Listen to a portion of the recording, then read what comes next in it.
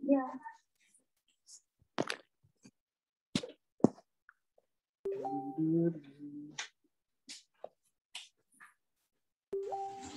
Pante apa ini Pante?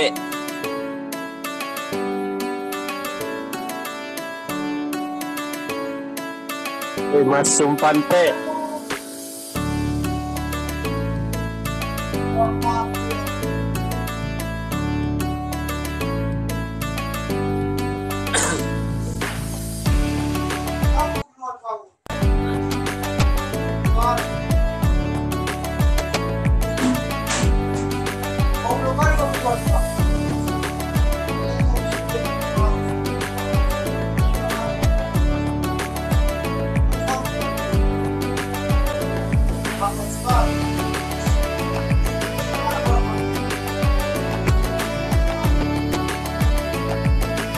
Masih maklum.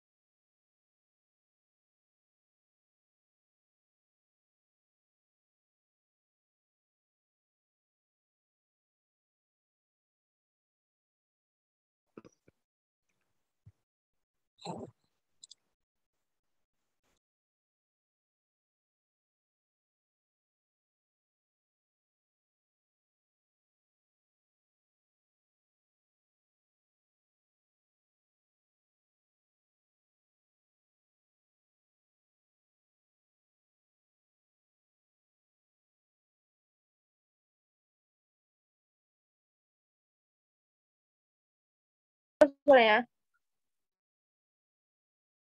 Baik, bismillahirrahmanirrahim. Assalamualaikum warahmatullahi wabarakatuh. Alhamdulillahirrahmanirrahim. Wabihi nasta'in ala umuri dunya waddin. Wassalatu wassalamu ala asyrafil anbiya wal mursalin wa ala alihi washabihi ajmain amma ba'du. Alhamdulillahirrahmanirrahim. Puji syukur marilah senantiasa kita panjatkan kepada Allah Subhanahu wa taala yang atas berkat rahmatnya kita semua dapat mengikuti acara Recharger pada sore hari ini. Salawat serta salam senantiasa kita haturkan kepada baginda Nabi Muhammad SAW yang telah membawa kita dari zaman kegelapan menuju zaman yang terang benderang seperti ini. Selanjutnya, saya akan membacakan rangkaian acara Recharger pada sore hari ini. Yang pertama, acara akan diawali dengan pembacaan tilawah Al-Quran, kemudian dilanjutkan dengan sesi sharing materi, yang ketiga adalah sesi tanya-jawab, dan yang terakhir adalah penutupan. Baiklah, langsung saja kita masuk ke rangkaian acara pertama, yaitu pembacaan lantunan ayat suci Al-Quran yang akan dibacakan oleh Kak Azhar. Kepada Kak Azhar, dipersilakan.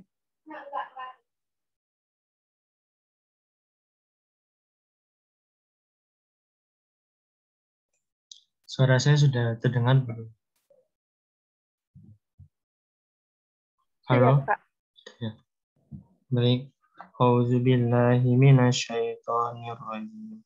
Bismillahirrahmanirrahim. Walillahi ma fis samawati wa ma fil ard.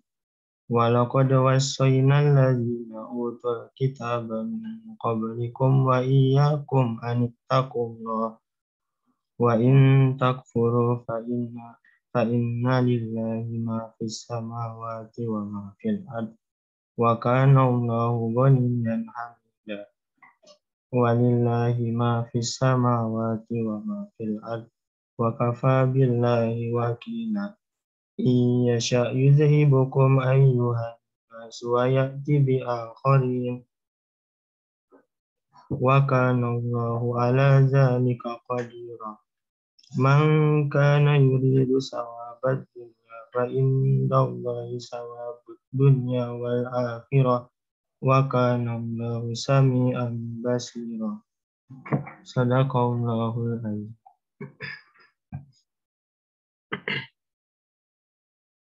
Baik, saya kembalikan lagi ke Zahra.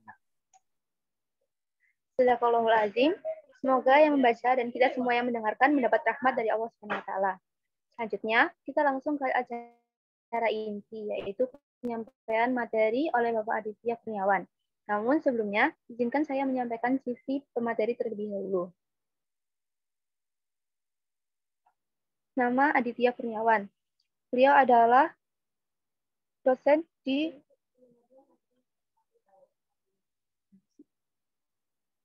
Politeknik Kota Malang. Lahir pada tanggal 27 Februari 1987. Professional organization-nya Institute of Electrical and Electronics Engineering dan Asosiasi Pendidik dan Pengembang Pendidik Indonesia.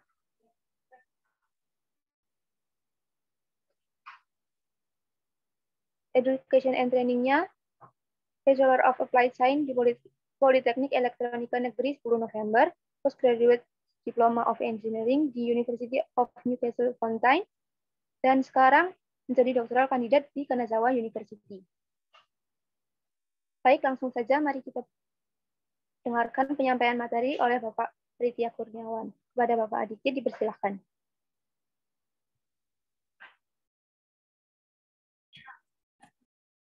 Suara saya kedengaran? Iya, Pak, sudah kedengaran. Sudah ya. Bisa share berarti ya? Share apa? PPT-nya ya? Saya bisa nge-share ya berarti, sebentar.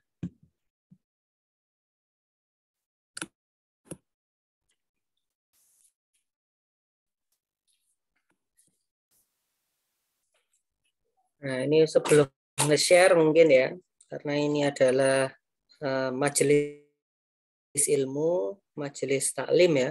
Adik-adik di sini yang hadir itu kan melakukan taklim ya kan, mencari ilmu. Biasanya mencari ilmu itu ada 3 biasanya urutannya. Yang pertama adalah al-adab qabla al-ilmu, yang setelah itu al-ilmu qabla al-amal. Jadi adabnya itu yang pertama biasanya kalau online itu adalah menghidupkan video. Biasanya al-adab qabla al-ilmu, kalau bisa videonya dihidupkan dalam posisi memang siap untuk melakukan thalabul ilmi ya kan. Apalagi ini adalah ilmu yang hubungannya dengan ilmu akhirat ya kan. Barangkali kalau ilmunya di kelas itu aja kan kita nggak boleh dalam posisi yang tidak siap menerima ilmu. Nah, mungkin itu aja sedikit ya. Mungkin bisa dihidupkan yang tidak ada masalah sama apa namanya video.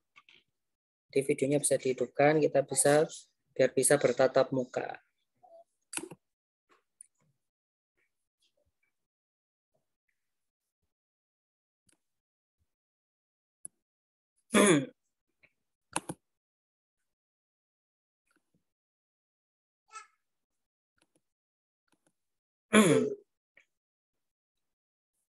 Ya, saya tunggu 1 menit atau 30 detik ya. 30 detik, barangkali masih mempersiapkan diri pakai baju ya yang menutup aurat mungkin ya kan.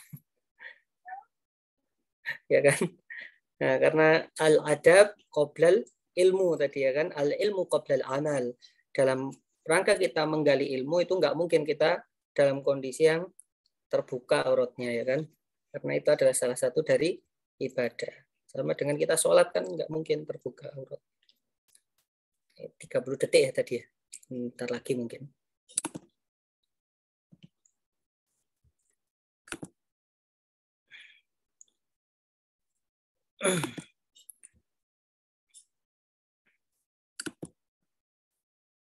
Oke, sudah lumayan kan, ada tambahan 2. Nah, 3 sekarang, sudah ada yang di luar angkasa juga, ya kan? Kita kan jadi tahu sekarang. Ini belajarnya sambil terbang di luar angkasa. Nah, karena sudah hampir separuh ya mungkin ya, yang membuka videonya. Ini saya share ya kan. Terus kalau ada pertanyaan atau komen, itu langsung aja di unmute, nggak apa-apa. Jadi komen sedikit mungkin langsung di unmute, nggak apa-apa. Ini saya share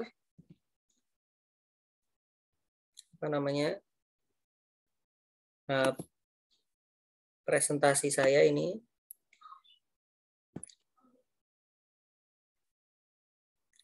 Ini adalah sejarah peradaban Islam ya, sesuai dengan permintaan dari host dan IFOP ya, Islamic Family of Psychology 2021. Berarti ini keluarga istilahnya ada ikatan keluarga ya kan? Keluarganya maksudnya ikatan keluarga yang di situ Islamik ya kan? Ini anak-anak psikologi itu. Nah, berarti pas ini materinya ya kan? Nggak mungkin saya ngisi engineering di sini ya kan? Isinya pasti sesuai dengan permintaan, yaitu sejarah peradaban Islam. Nah, sekarang sebenarnya itu saya mau tanya dulu, tapi sama hostnya atau sama itunya. Kenapa kok tertarik dengan tema ini dulu? Mungkin itu yang penting dulu. Silahkan di komen. Kalau enggak nanti saya kayak rekaman ini.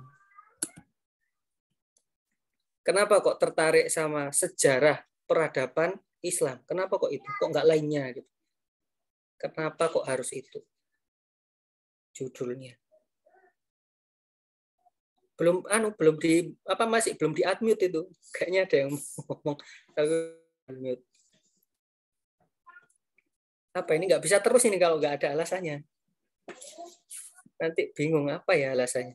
Apa nggak ada alasannya memang? Ada, Ustaz. Ada apa kira-kira?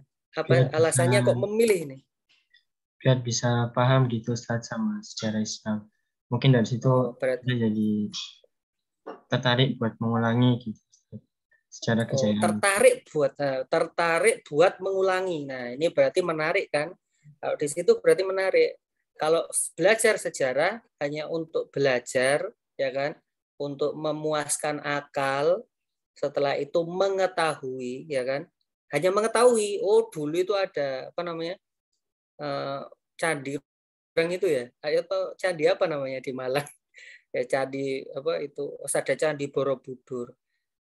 Kalau belajar candi Borobudur itu kan kita cuma belajar itu dulu ada candi ya kan, bangunan yang bentuknya seperti itu. Tapi mau mengulangi nggak? Kayaknya enggak, orang-orang ini kan nggak mau mengulangi bikin candi lagi kayaknya ya kan. Apalagi dengan cara yang sama. Itu kayaknya caranya dulu dipanggul kayaknya satu-satu. Nah, kalau ini tadi jawabannya kan pingin mengulangi kembali sejarah peradaban Islam yang pernah berjaya. Nah, ini berarti masuk ya kan?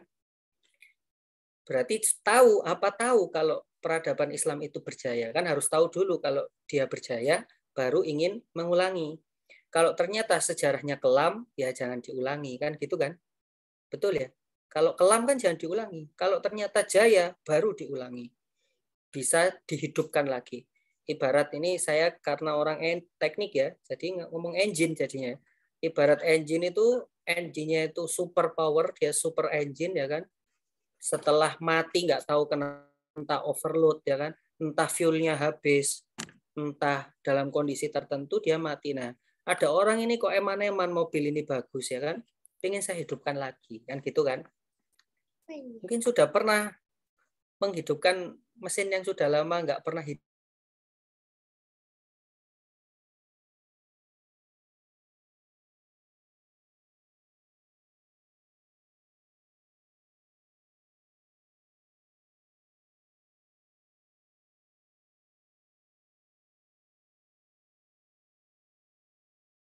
Ya juga disimpan di mana kan gitu mesti ya kan, itu menghidupkan mesin yang sudah lama nggak dihidupkan pasti gitu. Motor yang sudah lama nggak dihidupkan pasti berdebu, pasti tidak menarik ya kan. Terus kalau dinyalakan itu mungkin asapnya langsung banyak, bisa jadi kan sudah lama nggak dihidupkan, kuncinya hilang ya kan, bahkan mungkin lupa tempat kuncinya di mana, lubang kuncinya nyolokkannya di mana. Nah, berarti memulainya itu berarti bukan sesuatu yang mudah gitu. Ini introduction-nya itu, introduction-nya.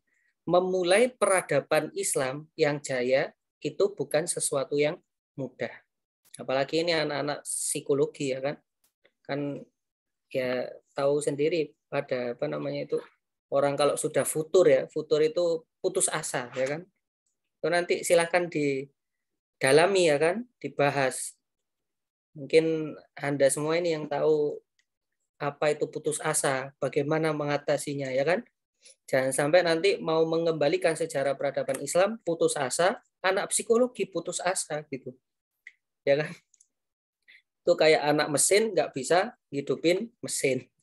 Bingung jadinya. Nah, ini moga-moga nanti tidak putus asa. Kita next.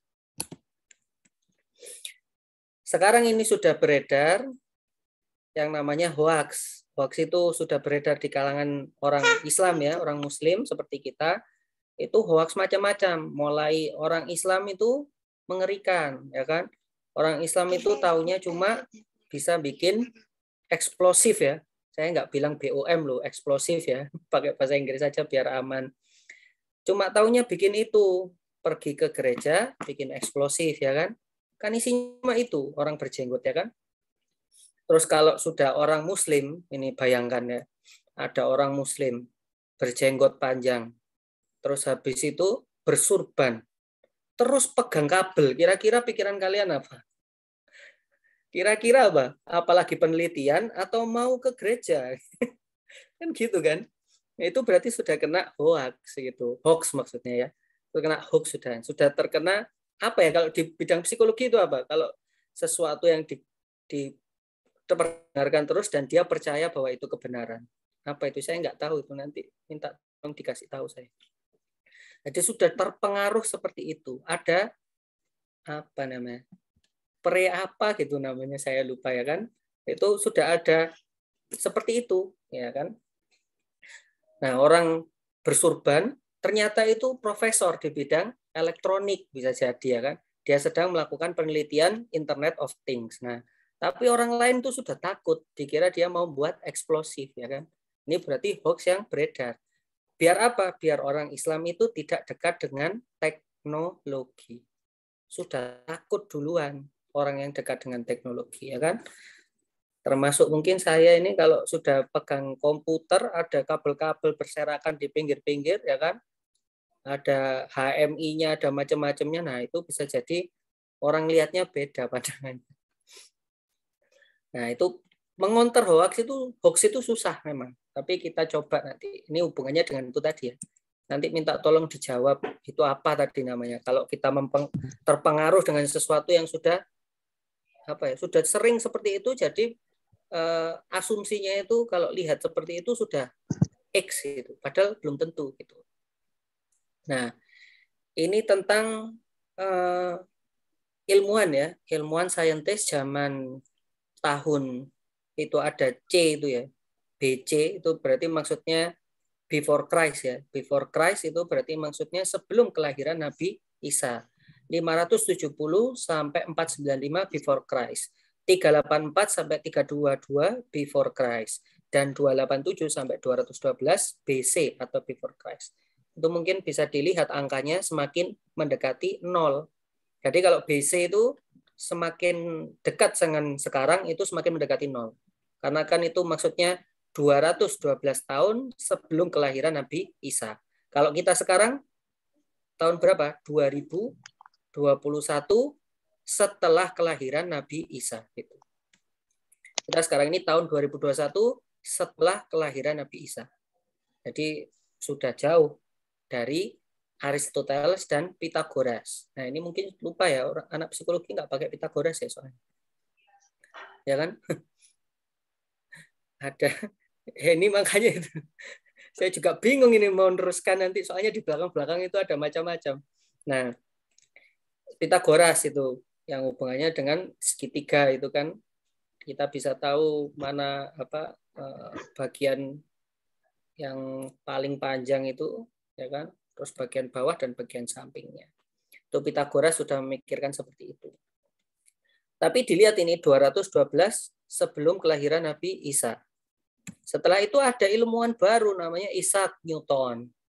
Yang dia mengungkap ya, bukan menemukan, bukan membuat, mengungkap bahwa apa ini Isaac Newton?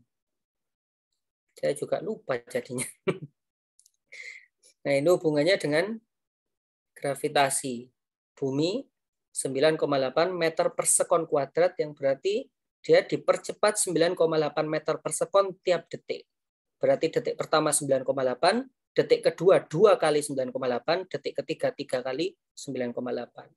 Itu yang bikin kalau terjun dari tingkat 10 pasti lebih sakit daripada dari tingkat 1, ya kan? Karena melayangnya lebih lama, percepatannya lebih lama, jadi kecepatannya lebih meningkat waktu jatuh ke tanah.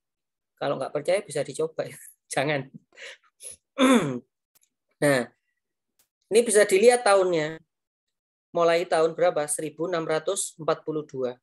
Padahal tadi berapa? 212 before Christ. Yang ini 1642 setelah kelahiran Nabi Isa. Berarti ada gap waktu yang kosong di situ di tengah-tengah. Yaitu tahun berapa? Ini. Oh, ini James Watt 173 Pak Edison, ya kan? Yang kita tahu lampu itu tahunnya semakin dekat dengan kita sekarang, dan William ini dan seterusnya. Tapi mereka itu yang tadi Aristoteles dan seterusnya itu yang lama.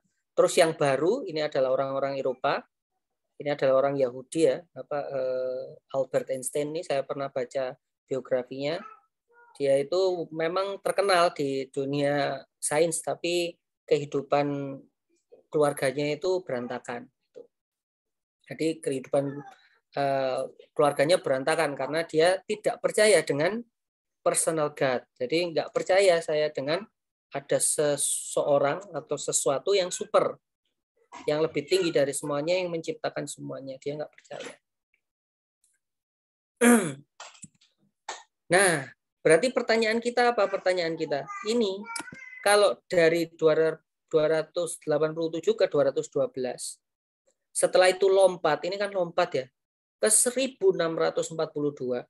Nah, terus di tengah-tengahnya itu ada siapa kan gitu? Masa dari Archimedes yang terakhir ini tahun 212 sebelum kelahiran Nabi Isa, terus tiba-tiba ada ilmuwan lagi tahun 1642 setelah kelahiran Nabi Isa. Nah, ada gap berapa tahun itu? 1642 ditambah 212. Berapa? 1854 tahun. Ada gap segitu banyak. Kira-kira gimana dari ilmu yang ada Archimedes kok langsung lompat ke Isaac Newton? Di tengah-tengahnya ini ada siapa kira-kira? Kepikiran nggak ada siapa? Masa tengah-tengahnya ini siapa yang mengisi? Ya kan? Tahun-tahun itu siapa yang mengisi? Kalau nggak percaya coba aja kumpulkan semua ilmuwan di dunia, lihat tahun lahirnya dan lihat tahun hidupnya, itu semua sekitar 1500-1600. Nah, terus tahun 0 ya, maksudnya tahun kelahiran Nabi Isa, sampai tahun ke 1600-an itu, siapa yang ngisi penelitiannya? Siapa yang ngisi ilmunya? Siapa yang meneruskan ilmunya yang dari Yunani itu umpamanya, pelajaran-pelajaran itu mungkin. Nggak ada kan? Masa lompat? Masa disimpan di database? Database nggak ada. Disimpan di cloud? Cloud ya nggak ada. Google Drive nggak ada, ya kan? Siapa yang mau menyampaikan, meneruskan? Jawabannya adalah ilmuwan Islam. Jadi gap itu kenapa kok kosong? Karena memang tidak diceritakan kepada kita. Tidak diceritakan kepada mbak-mbak yang ada di sini sama emas-emas. Nggak diceritakan. Untuk apa ya? Biar kita lupa. Taunya kita adalah bikin eksplosif, ya kan? Suka teriak-teriak kalau waktu apa namanya itu selawatan ya. Selawatan teriak-teriak sampai tetangganya bising. Bisanya cuma itu. Atau kalau solawatan, ada acara solawatan, setelah solawat ada banyak sampah, ya kan, berserakan, ya kan, di mana-mana bersampah berserakan, makan langsung dibuang begitu saja, tanpa mengetahui bahwa itu akan merusak environment, lingkungan hidup, ya kan, terus menghilangkan keindahan, terus belum lagi kena tuduhan lagi orang Islam ini, orang Islam itu gitu, jorok, bodoh, dan terbelakang. Mau nggak dibilang kayak gitu? Jorok, bodoh, dan terbelakang. Ya. Padahal pada masa lalu itu kita jaya, ya kan? Ini apa? Saya jujur aja ya. Saya belajar itu dalam rangka mengisi otak sebelah kiri saya dengan ilmu dunia, dan belajar mengisi otak sebelah kanan saya dengan ilmu akhirat. Jadi jangan kaget kalau ada seorang ilmuwan yang dia engineer, ya kan, terus dia mampu berbicara tentang engine, mampu berbicara tentang transmisi, mampu berbicara tentang mechanical, ya kan, mampu berbicara tentang struktur, ya kan, mampu berbicara tentang fisika, mampu. Tapi juga kalau ditanya ilmu fikih, ilmu Arab, bahasa Arab contohnya, terus ilmu lainnya, itu juga bisa menjawab. Nah, itu jangan kaget. Kenapa? Karena zaman dulu seperti itulah kita, orang Islam itu. Kalau sekarang dia pintar masalah matematika, tapi begitu ditanya, ya kan, umpama, apa itu usulul salasah, ya kan? Coba ceritakan ke saya, apa itu usulul salasah? Bingung pasti. Saya taunya integral, Pak. Kalau itu saya nggak tahu lah. Bapak Islam atau bukan Islam?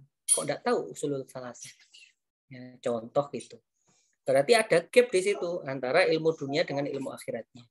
Tapi zaman dulu enggak. Zaman dulu ilmu dunia dan ilmu akhirat itu imbang. Semakin tinggi dia ilmu dunianya, semakin tinggi ilmu akhiratnya. Gitu.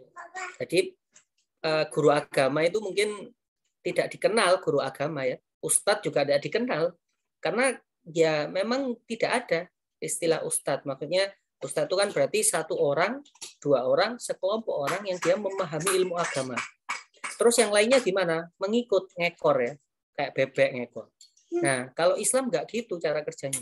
Kita tidak punya namanya seperti pendeta ya. Satu orang, dua orang, sekelompok orang yang ahli agama, yang lainnya ngikut itu kita nggak boleh. Kita itu diharuskan untuk memahami agama semua orang ini. Itu. Jadi itu adalah perintahnya fardu ain. Sedangkan mempelajari psikologi, mempelajari ilmu teknik, matematika itu adalah fardu kifayah. Yang nanti fungsinya adalah untuk kemaslahatan umat.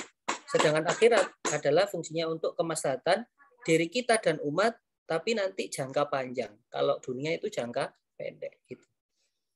Nah ini ilmuannya siapa? Ini dia ilmuannya. Jaber Al-Hayyan itu di ilmu kimia. Ketemu kan sekarang tahun 721.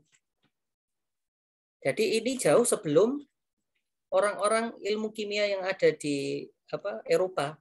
Terus ada lagi siapa? Muhammad Al-Khawarizmi.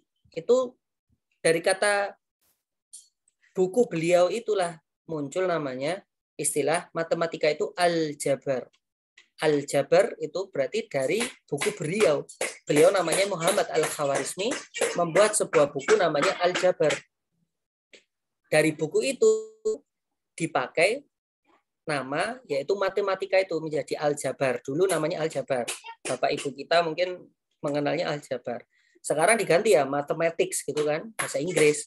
Padahal itu dulu aljabar harusnya. Kenapa? Karena yang menemukan matematika ya ini Muhammad Al-Khawarizmi dengan bukunya atau kitabnya ya, kita bilangnya kitab ya. Dengan kitabnya yaitu Aljabar. Itu di dalamnya membahas tentang matematika. Pada saat itu Romawi menggunakan angka apa? Angka Romawi. Sudah tahu angka Romawi ya? Yang bentuk V, bentuk I. Kalau mau 6 gimana? Ya V ditambah I di depannya. Mau 7, V, I, I. Kalau mau 4, I di depan, I di belakang, V di depan. Itu artinya 4. Apa maksudnya? Ya 5 dikurangi 1 kalau di belakang. Kalau di depan 5 ditambah 1. Punya 0 nggak angka Romawi? Nggak punya ya. Berarti gimana kalau mau hitung-hitungan? Coba hitung-hitungan pakai angka Romawi. 259 ditambah dengan 3.521, gimana ngitungnya? Susah nggak? Susah kan? Susah. Karena itu sekarang kita tidak memakai angka Romawi. Kita memakai angka Arab. Jadi 0, 1, 2, 3, 4, 5, 6, 7, 8, 9 itu adalah angka Arab. Saya masih ingat waktu daftar di Kanazawa University itu ya. Itu tulisannya tulislah apa namanya itu di situ ya, dalam bahasa Jepang dan dalam bahasa Inggris, tulislah apa namanya itu tanggal lahir Anda dengan menggunakan angka Arab gitu. Tulisannya gitu. Kalau perlu nanti saya tunjukkan form pendaftarannya. Jadi kata-katanya adalah angka Arab atau Arabic letters. Arabic numbers ya. Jadi kata-katanya tulislah tanggal lahir Anda dengan Arabic numbers. Maksudnya apa Arabic numbers? 1, 2, 3, 4, 5, 6, 7, 8, 9 dan 0. Gitu. Jadi 0 itu yang menciptakan adalah ilmuwan muslim. 0 itu tulisan 0, simbol 0 dan konsep 0 itu yang menciptakan adalah ilmuwan muslim. Itu ceritanya gitu. Siapa? Ya ini Muhammad Al-Khawarizmi yang dia memiliki aljabar ya kan. Yang nanti ya ini bukan orang matematika ya, ini lebih mantap lagi kalau ini ada orang matematika di sini. Itu ada keseimbangan aljabar yang apa? Bagian kanan dipindah ke kiri ya kan. Kiri dipindah ke kanan itu nanti dari bukunya aljabar ini. Gitu. Jadi rumus-rumus matematika, rumus-rumus kimia, rumus-rumus fisika itu semua belajarnya dari Muhammad Al-Khawarizmi, cara menghitungnya, ya kan? Bagaimana perbandingan atau penjumlahan, ya kan? Perkalian itu gimana? Mungkin belum tahu ya, kalau ternyata matematika itu cuma jumlah dan kurang. Nggak ada kali bagi itu nggak ada sebenarnya. Kenapa? Karena kali itu maksudnya adalah menjumlah sebanyak segitu. Contoh 5 kali 3. Itu artinya 5 ditambah 5 ditambah 5. 3 kali. Betul ya? Kalau 5 kali 10 gimana? Itu sama dengan 5 ditambah 5 ditambah 5 ditambah 5 sampai 10 kali. Jadinya 50. Atau 10 ditambah 10 ditambah 10 sebanyak 5 kali. Jadinya 50. Tetap. Itu siapa yang mengatakan itu? Muhammad Al-Khawarizmi di dalam kitabnya Al-Jabar. Jadi aljabarnya Al-Khawarizmi cuma tambah dan kurang. Kalau bagi gimana? Bagi 50 bagi 10 artinya apa? 50 dikurangi 10 berapa kali? 1 kali. Belum habis kan? Dikurangi 10 lagi. Belum habis kan? Dikurangi 10 lagi. Sampai habis berapa kali? 5 kali. Makanya 50 dibagi 10 itu 5. Gitu. Jadi konsep bagi itu nggak ada. Itu sebenarnya kurang.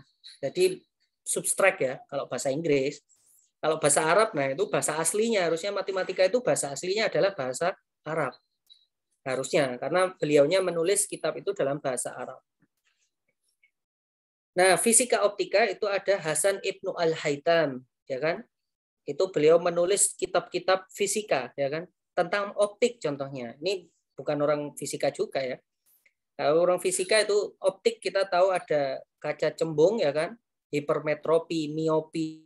Itu beliau yang pertama ini loh ada bentuk miopi seperti ini. Tapi sekarang diubah seakan-akan itu milik bangsa Barat atau Eropa. Padahal itu ini Hasan Ibnu Al-Haytham ini yang membuat tentang fisika optika. Dan itu tahun 1000 ya kan. Kita belum lahir, nenek kita aja belum lahir ya kan. Kita teruskan lagi. Ini masih banyak ini kalau mau ditelusuri ya kan. Ilmuwan Islam ini masih banyak.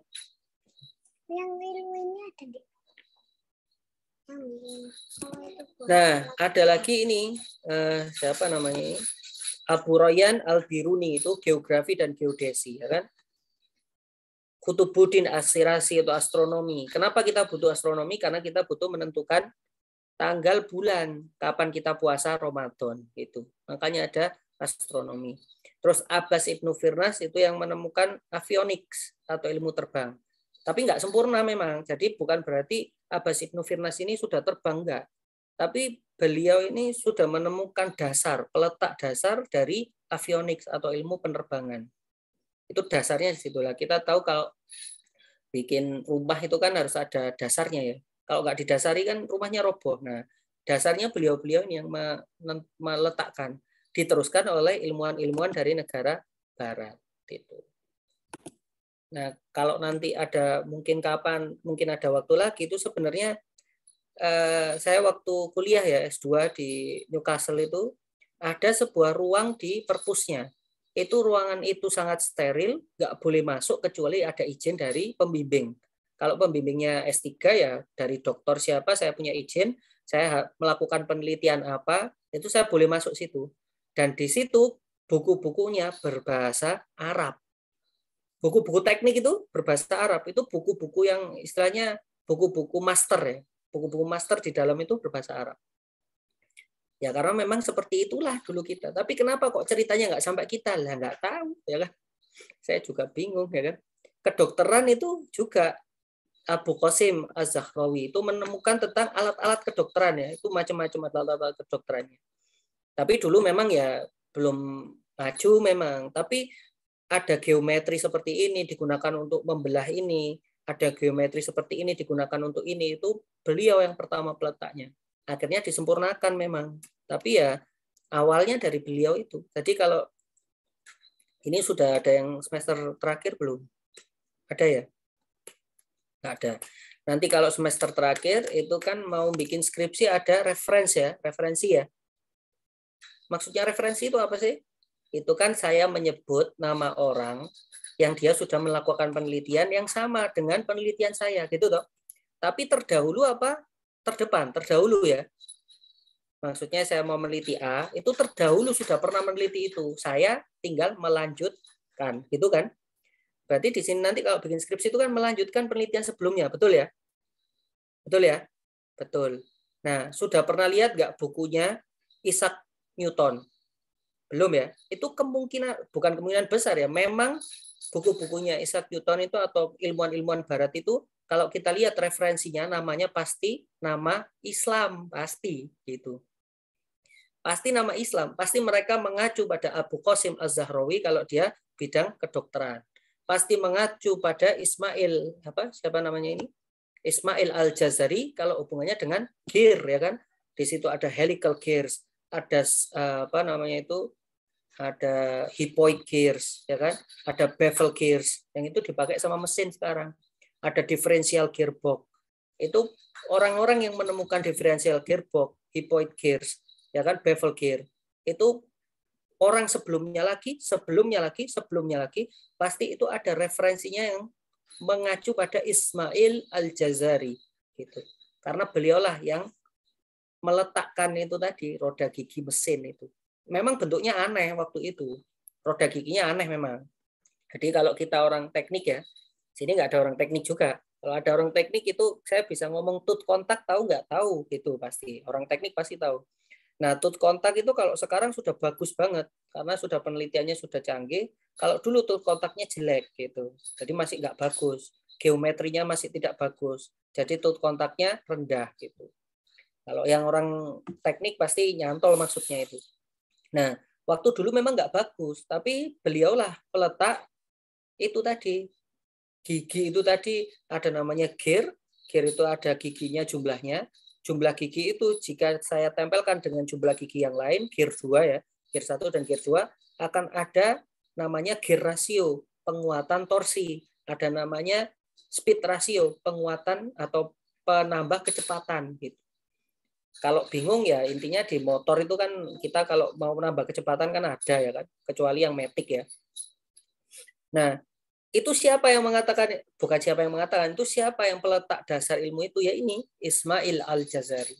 Cuma kalau sekarang kita mau meneliti tentang gearbox, siapa namanya? Nama-nama orang barat semua.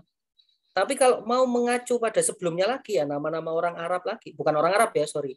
Orang Islam. Karena pada saat itu entah itu orang Arab, entah itu orang lainnya ya, bangsa lain itu pasti namanya akan nama Islam ya kan. Yang itu berarti memakai bahasa Arab. Contohnya ini Ismail, berarti itu kan dari Nabi Ismail Al-Jazari gitu. Ini tambahan lagi tahun 1400 itu yang membuat menara, berarti beliau ini adalah orang sipil ya. Keilmuannya keilmuan sipil. Itu kalau sekarang ngomong apa sih orang sipil saya nggak tahu soalnya. Mungkin kalau ada teman yang orang sipil nanti bisa tanyakan. Ini bukunya Mimar Sinan Aga ini nggak tahu karena dulu kita itu punya sebuah tempat yang itu dinamakan Baitul Hikmah. Baitul Hikmah itu adalah perpustakaan besar yang isinya ilmu. Mulai di situ ilmu teknik, ilmu kedokteran, ilmu apa namanya itu tadi ini ya sipil ya. Itu ilmu besar di situ. Tapi diapakan? Waktu kita diserang dulu, itu semua dibakar. Jadi buku-buku itu dibakar, nggak ketahuan sekarang gitu. Ada yang disimpan, ya kan? Ada yang disimpan tuh masih ada. Nanti saya tunjukkan site websitenya ya. Disimpan, tapi sebagian kecil, yang lainnya dibakar. Gitu. Buku-buku ilmu itu dibakar sudah. Nah, peradaban modern nih contoh. Jadi yang menciptakan vaksin cacar itu ini contohnya. Dan beliau, Mary Montagu itu mengenalnya dari Istanbul, Turki, tahun 1721. Contohnya seperti itu. Jadi vaksin kita dulu itu sebenarnya Muslim itu yang pertama kali istilahnya berusaha untuk membuat vaksin ya kan. Tapi akhirnya di refer oleh orang istilahnya Eropa ya mungkin ya, Edward Jenner salah satunya, akhirnya membuatlah vaksin itu jadi tahu istilahnya jadi bisa bikin vaksin. Ini dan seterusnya ya kan. Contoh Thomas Edison tuh pemilik dari 1000 paten tuh nggak mungkin kalau tidak ada prinsip elektrokimia yang ditemukan oleh Alessandro Volta tahun 1745. Volta nggak mungkin bisa melakukan itu kecuali 1000 tahun sebelumnya sudah dibersihkan ilmu kimia itu dari mistik dan sihir oleh siapa? Jabir Al-Hayyan itu. Jadi tonggaknya ilmu pengetahuan itu kalau diurut sampai ke akar itu akan ketemu kita ilmuwan-ilmuwan Islam, yaitu yang ini Jabir Al-Hayyan. Contohnya seperti itu. Karena dulu ilmu kimia itu sama dengan ilmu sihir, beda sama sekarang. Itu tanya aja teman-teman yang jurusan kimia itu, bilang aja kamu belajar sihir ya. Itu penyihir semua itu orang-orang kimia itu. Nah, dulu tapi itu campur ilmu sihir sama ilmu kimia itu campur jadi satu. Nah, Jabir Al-Hayyan ini memisahkan mana yang sains dan mana yang mistik gitu. Jadi kalau kita sekarang kembali ke mistis lagi, itu berarti kembali lagi ke zamannya orang dulu sebelum Islam. Bukan Islam itu ya. Jadi mistis itu bukan Islam. Tapi sebelum Islam itu mistis memang. Dibersihkan oleh orang Islam. Menjadi dipisah mana mistis, mana saintis. Nah, sekarang kita kembali lagi ke mistis, ya kan jadi bingung kan? Saintisnya kemana? Orang terbang ada hoax kan? Terbang itu hoaxnya kan katanya itu jin yang mengangkat, ya kan? Bukan karena ada, ya itu ada itu, coba cari di internet. Itu ada itu, jadi jin yang mengangkat katanya. Itu orang Islam yang bilang kayak gitu itu. Pesawat itu, jadi idenya gini. Coba bayangkan pesawat itu berapa ton? Berapa ton kan berat ya? Kok bisa hanya dengan udara itu bisa keangkat? Kan nggak masuk akal katanya. Gitu. Itu pasti jin, tambah runyam ini ya kan? Karena dia lupa nggak belajar avionics ya. Di avionics itu kan ada tekanan udara itu bisa melebihi bertonton itu. Makanya itu dengan tekanan itu dia bisa mengangkat pesawat ya kan? Yaitu ilmunya adalah aerodynamics ya.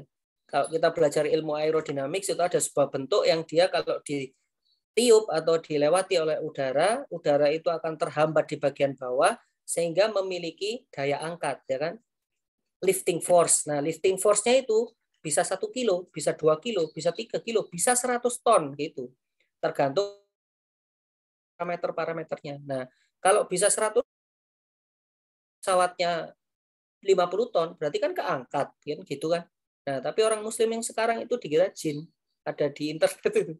Kan jadi dia kembali seperti zaman dulu lagi.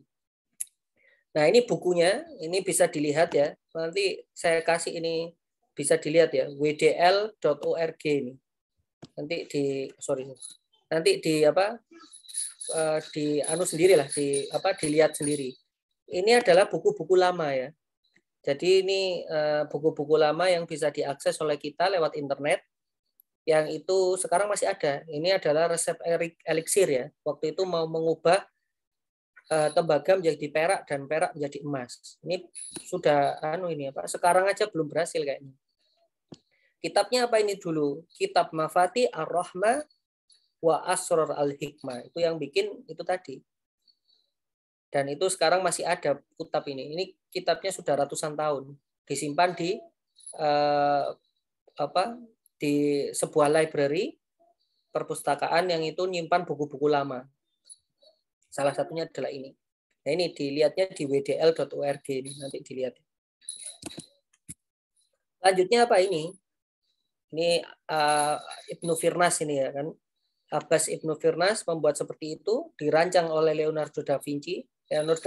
Leonardo da Vinci ini harusnya kalau dia mau terbuka dia harus merefer ke Abbas Ibnu Firnas. Nah, Leonardo da Vinci penelitiannya dibuat oleh Wilbur dan Oliver Wright ya. Wilbur dan Oliver Wright ini mengacu pada Leonardo da Vinci. Leonardo da Vinci mengacu pada Abbas Ibnu Firnas gitu ceritanya. Nah, ini di Aviation History itu Ibnu Firnas disebut sebagai manusia pertama yang terbang dengan alat yang lebih berat dari udara. Itu berarti peletak batu pertamanya ilmunya adalah untuk aviation atau itu tadi apa gaya angkat yang pakai itu aerodynamics itu adalah Abbas Ibnu Firnas. Walaupun beliau mungkin tidak tahu ya tentang aerodynamics, tapi beliau mempelajari asal muasal dan cikal bakal ilmu aerodynamics gitu. Mark Zuckerberg ini pembuat Facebook itu idolanya siapa kira-kira? Ya ini Abu Abdullah Muhammad bin Musa Al-Khawarizmi, yaitu seorang matematik, astronomer dan geografer. Jadi kalau nggak ada matematika, itu algoritma nggak ada soalnya.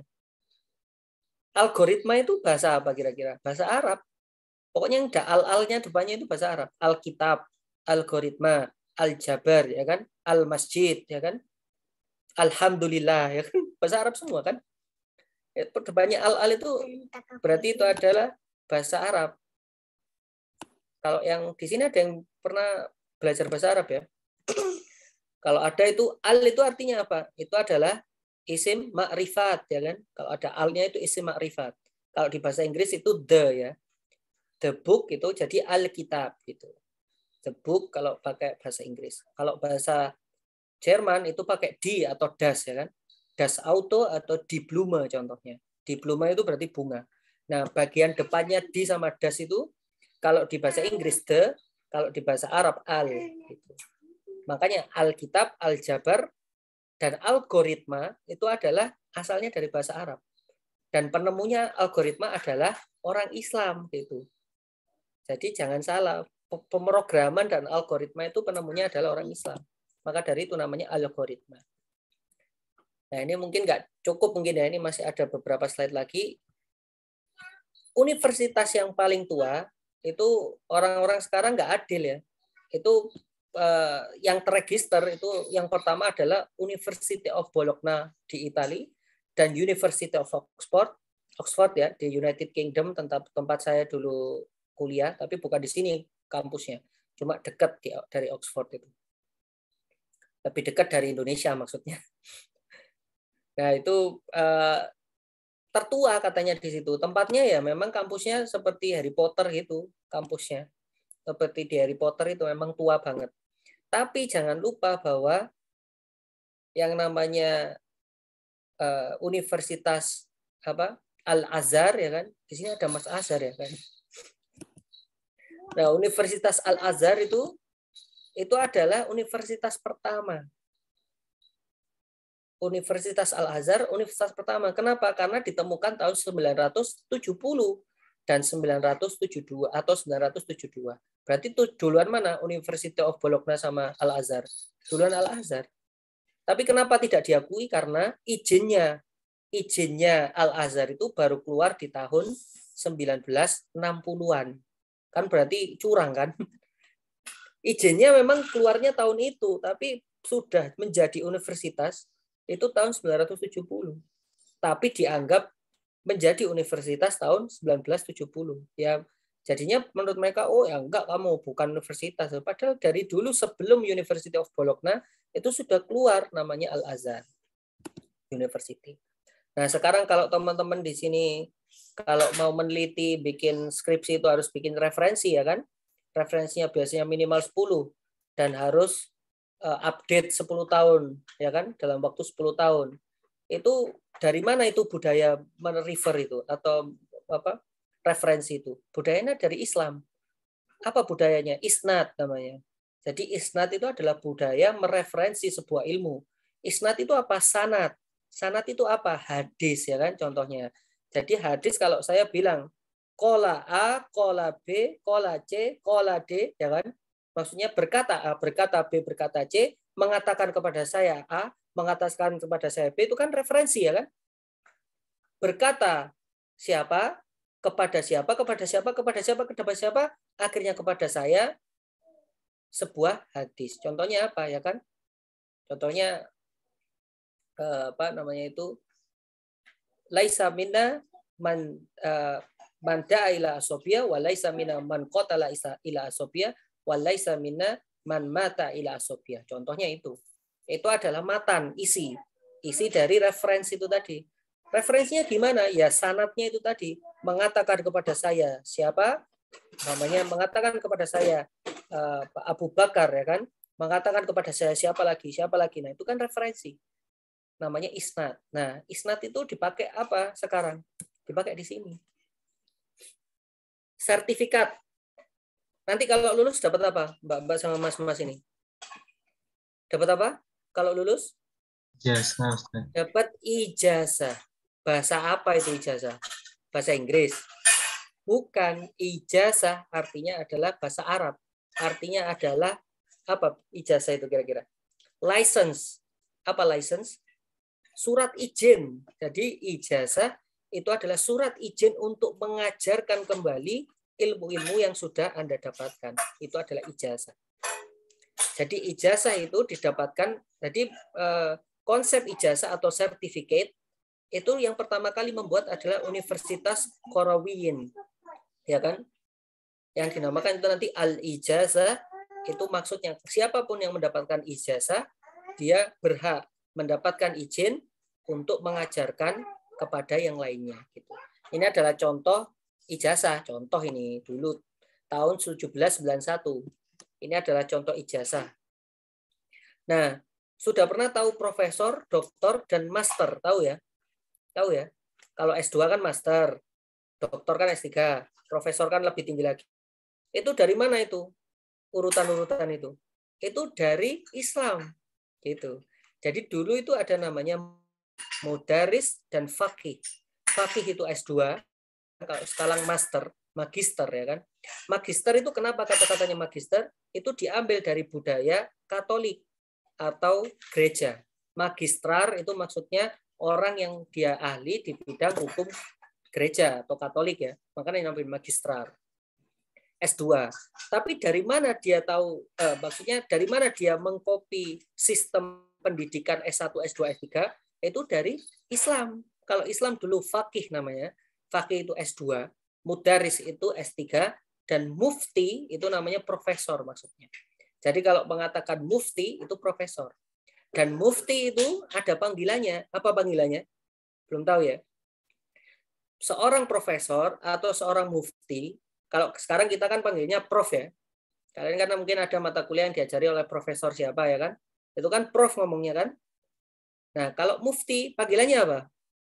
Belum tahu ya? Ustadz. Jadi kalau ada orang memanggil ustadz, itu artinya dia adalah seorang mufti. Dia artinya adalah seorang profesor. Makanya jangan panggil ustadz. Itu artinya dia mufti maksudnya. Jadi kalau ustadz itu maksudnya beliau adalah mufti, profesor gitu. Kalau belum profesor ya jangan dipanggil ustadz harusnya. Karena ustadz itu sudah zaman dulu itu. Jadi seperti sekarang orang nggak ngapa-ngapain dipanggil profesor kan. Pakai peci sedikit sudah profesor. Padahal itu ada caranya menempuh itu. Jadi jangan dipanggil ustadz. Ustadz itu artinya beliau adalah mufti. Levelnya adalah mufti. Kalau sekarang profesor gitu. Nah kalau saya mungkin dalam bidang teknik itu saya masih faqih ya. Belum mudaris. Apalagi mufti gitu. Masih faqih. Jadi faqih dalam bidang teknik. Masih faqih. Gitu. Mungkin dari situ ini sudah mau adzan ya. Maghrib ya. Nah, kita cukupkan di situ. Nanti saya kopikan aja ini. Ini masih ada beberapa ini loh. Ini matematika. Loh, ini matematika. Loh, dan ini. Ya kan? Ini masih belum ngomong zenith ini. Altitude, azimut, observer, ada celestial meridian. Itu dari mana? Dari kitabnya ini. Dari mana kita tahu altitude, azimut ya kan? Ada deklinasi, ya kan?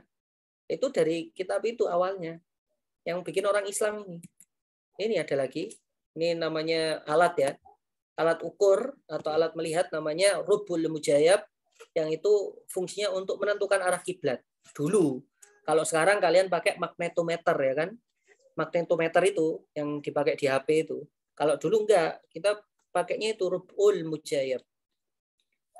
Nah, ini terakhir lah ini intinya biar cepat ya. Bahwa Islam itu ada sistem pendidikannya, ya kan?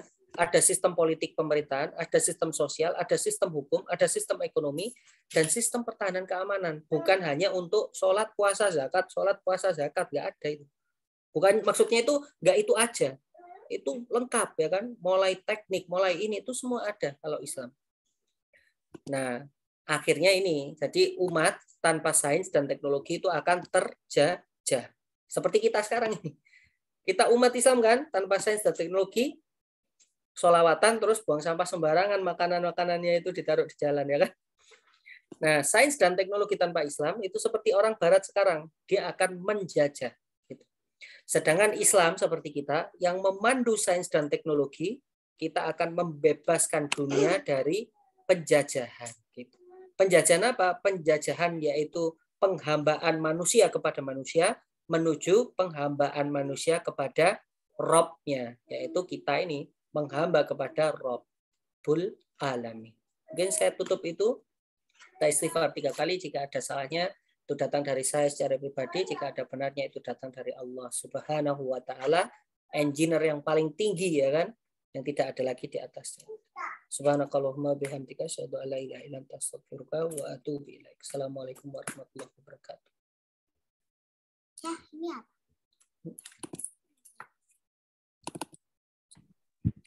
Terima kasih kepada Bapak Aditya atas materinya yang sangat menarik.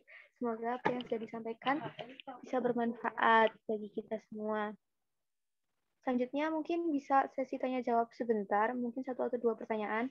Bagi yang ingin bertanya silakan langsung open mic atau boleh menuliskan jawab pertanyaan di kolom chat.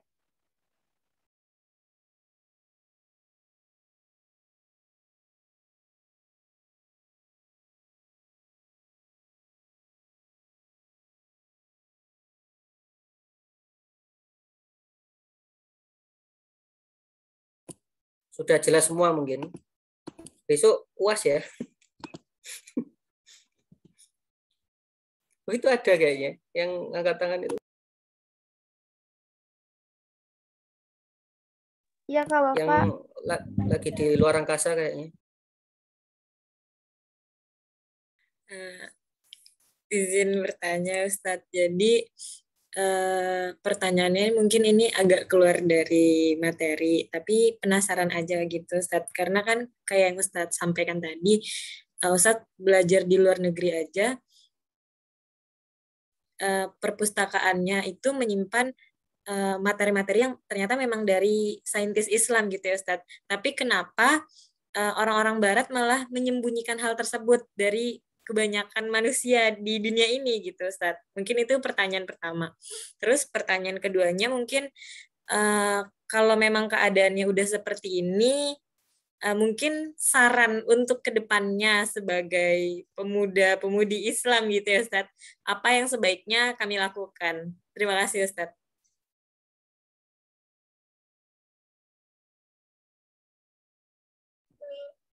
Langsung dijawab atau gimana? Iya, langsung dijawab aja. Nah, langsung saya jawab berarti ya. Tadi kan pertanyaannya kalau sudah seperti ini, terus gimana? Nah, jawabannya adalah kita harus menjadi muslim yang kafah, ya kan? Kafah itu berarti menyeluruh, ya kan? Berarti tidak mengotak-ngotakkan, tidak melakukan separasi. Kita harus menerima bahwa Islam itu memiliki sistem politik, ya kan? Nah, ini nanti dikira radikal kalau ngomong negara, ya kan? Karena kenapa? Karena ada namanya daulah Islamiyah, ya kan? Yaitu negara Islam, betul itu ada. Dan dulu ada memang dipakai. Nabi juga melakukan itu. Yang namanya ada apa namanya? Ya nanti namanya sendirilah ya. Nanti kalau diomongkan di sini direkam, dikira di sini wah ini mengajarkan radikalisme, ya kan? Radikal itu apa? Cerdas, terdidik dan berakal, ya kan? Cerdas, terdidik dan berakal, ya radikal. Nah, itu salah satunya bahwa ada sistem pemerintahan yang pemerintahan itu taat kepada Allah dan taat kepada Rasulnya, mengikuti Allah dan mengikuti Rasulnya. Yang kedua, yaitu tadi, jangan lupa bahwa kita itu adalah lahir dari orang-orang yang terdidik, ya kan? Bahwa kita itu orang-orang terdahulu kita, sejarah kita itu adalah sejarah orang-orang terdidik, sejarah orang-orang yang memegang sains, ya, memegang ilmu pengetahuan sebagai jalan hidupnya. Bukan seperti sekarang, mistis plus syirik, ya kan? Plus buang sampah, ya kan? Teriak-teriak lagi. Jadi bingung kan saya. Itu bayangkan gini. Ya, bayangkan bahwa Rasulullah hadir di situ. Kita sedang merayakan ulang tahun beliau, betul ya? Terus kita buang sampah seperti itu. Beliau sedih apa senang kira-kira? Sedih kan? Makanya itu. Berarti ya sepertinya bukan seperti itu cara untuk menyenangkan beliau, untuk menghormati kelahiran beliau, atau maulud yang sekarang ya, maulud Nabi. Ya nggak apa-apa kita bagi-bagi jajan itu enak malahan, kan itu berpahala. Atau kita bersolawat, nggak apa-apa berpahala. Tapi jangan dikoraskan sehingga itu mengganggu orang sekitar. Sekitarnya itu ada yang sakit, ada orang tua yang mungkin butuh tidur, ada anak bayi yang butuh tidur, ibunya itu capek, ya kan? Nah, kan itu bukan sesuatu yang harus dikeraskan. Kalau memang butuh pahala, kita pelan aja itu sudah berpahala. Dan sepertinya Rasulullah itu lebih suka, lebih sayang kepada kita kalau kita menghormati beliau, maksudnya merayakan maulid beliau dengan ketaatan kepada Allah Subhanahu wa taala. Taat dalam hal apa? Taat dalam hal politik, taat dalam hal ekonomi. Nah, sekarang riba contoh. Ini Mbak sama Mas kan tahu ya tentang riba ya. Itu Kementerian Agama juga tahu tentang riba, tapi kenapa kok masih ada? Itu padahal hukumnya. Rasulullah mengatakan haram, ya kan? Kalau Rasulullah ada sekarang pasti marah, pasti melihat ada bank, ya kan, yang itu riba, ya kan. Terus orang-orang yang kerja di situ memberikan makanan anak-anaknya dengan hasil riba, itu pasti marah beliau. Tapi jangan salah bahwa di bank-bank itu juga merayakan Maulid Nabi, ya kan. Saya juga bingung jadi cinta apa enggak itu. Nah, itu maksudnya jangan dikotak-kotakkan gitu. Nanti kalau kita tidak kotak-kotakkan, insya Allah kita akan kembali. Ini sekalian menjawab mungkin yang pertanyaan di chat ya dari Muhammad dari alumni IFOP ini. Itu bagaimana mengembalikannya agar berjaya kembali, yaitu tadi jangan dikotak-kotakkan. Obat itu ya, ini terakhir ya, obat. Kalau ini Mbak sama Mas di sini sakit, kan pasti dikasih obat beberapa sama dokter ya. Ada anti pusing, anti mual, sama antibiotik contoh. Kalau cuma dimakan anti pusingnya aja sembuh nggak? Nggak sembuh kan? Nggak sembuh. Harus dimakan semuanya satu paket, gitu kan? Kalau makan nasi aja sehat nggak? Nggak sehat. Harus nasi, plus sayur, plus buah-buahan, plus daging gitu. Nah, Islam itu gimana? Kalau diambil sholat sama puasanya, ya jadinya sekarang ini kayak gini. Orang yang puasa, orang yang ngaji, orang yang sholat, itu tapi begitu bikin acara, sampahnya di mana-mana. Itu kayak kucing habis makan di situ, terus ditinggal. Kan kayak kucing yang makan, padahal kita makhluk yang mulia loh. Padahal. Tapi seakan-akan itu tadi ada kucing bertengkar, rebutan makanan di situ. Betul apa enggak? Betul kan?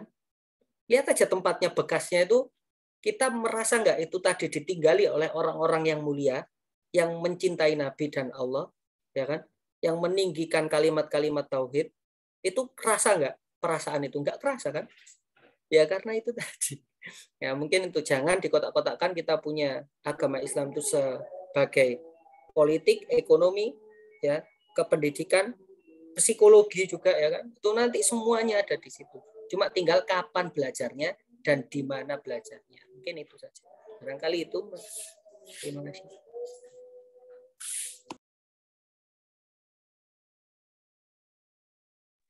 Baik, karena ini sudah azan, mungkin kita cukupkan sampai sini dulu diskusi kita hari ini. Kalau misalnya ada pertanyaan jawab, mungkin bisa nanti dikumpulkan dulu, nanti dijawab nanti. Terima kasih kepada narasumber dan seluruh yang sudah hadir dalam Recharger sore ini. Saya mohon maaf jika terdapat salah kata ataupun perilaku selaku moderator. Wabillahi taufiq wal hidayah. Wassalamualaikum warahmatullahi wabarakatuh. Waalaikumsalam warahmatullahi wabarakatuh. Waalaikumsalam Waalaikumsalam warahmatullahi wabarakatuh. wabarakatuh. Terima kasih Ustaz. Terima kasih Ustaz semuanya. Terima kasih Ustadz Aditya.